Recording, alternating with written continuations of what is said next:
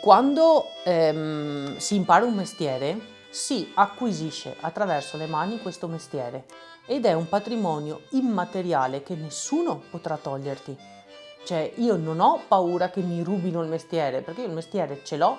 Qualcun altro può anche fare il mio mestiere, e ce ne sono che fanno il mio mestiere, ma non sono io e io non sono loro. Io e anche mio fratello siamo cresciuti nella bottega di mio padre. Era abituale così in tutte le botteghe artigiane, cioè i bambini restavano in famiglia, nel doposcuola, nella periodi di vacanza, che fossero estivi, che fossero invernali, cioè i bambini erano parte di una microcomunità che era la famiglia e anche nel lavoro. E quindi il lavoro diventava un gioco e il gioco diventava un modo per imparare. Quindi era un passaggio inconsapevole di un'arte che poi è fortemente consapevole. Sì, è stata una fortuna per me e mio fratello avere la possibilità di crescere in questa bottega. Mio fratello non fa questo mestiere, fa il cantante lirico, però il senso pratico ce l'ha molto forte e volendo saprebbe farlo sto mestiere. Le botteghe artigiane sono ambasciatori del territorio e quindi si parte da qua, penso, per capire il ruolo di una bottega in un territorio. Le botteghe riescono a produrre un oggetto che rappresenta il luogo in cui nascono perché c'è dialogo tra le botteghe.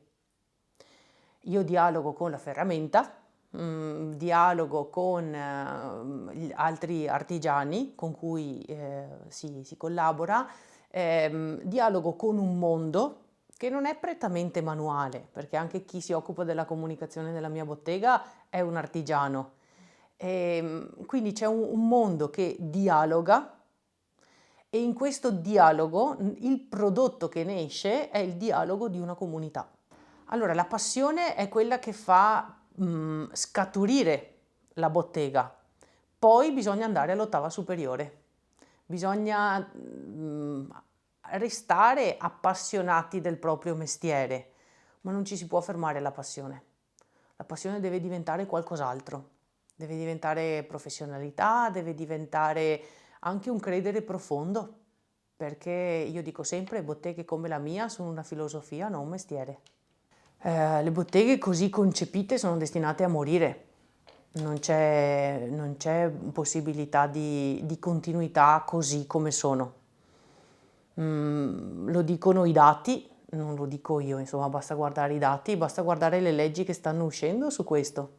Cioè non c'è proprio coscienza di cosa sia una piccola bottega indipendente. Quindi non è solo, io posso anche ostinarmi a continuare a fare fisarmoniche fino a, la pensione probabilmente non la vedrò, però dico fino a un'età che in questo momento potrebbe essere da pensione. E dopo? Ma intanto, cioè in questi 25 anni che mancano alla mia possibile pensione, avrò ancora gli artigiani che mi supportano, per esempio, nella doratura dei trafori.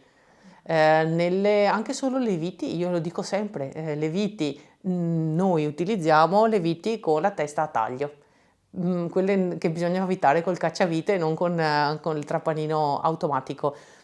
Quelle lì sono in via di dismissione.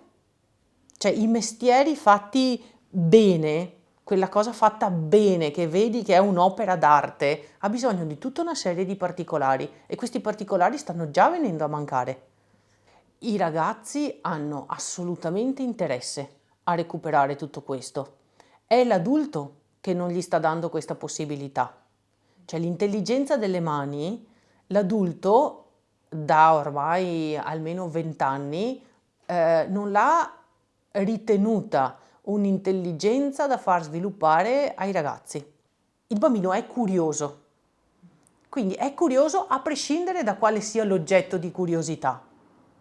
Se l'oggetto di curiosità viene spostato in una saponetta rigida e non nel sapone liquido, imparerà anche a utilizzare le mani per lavarsele e non solo subire il lavaggio delle mani.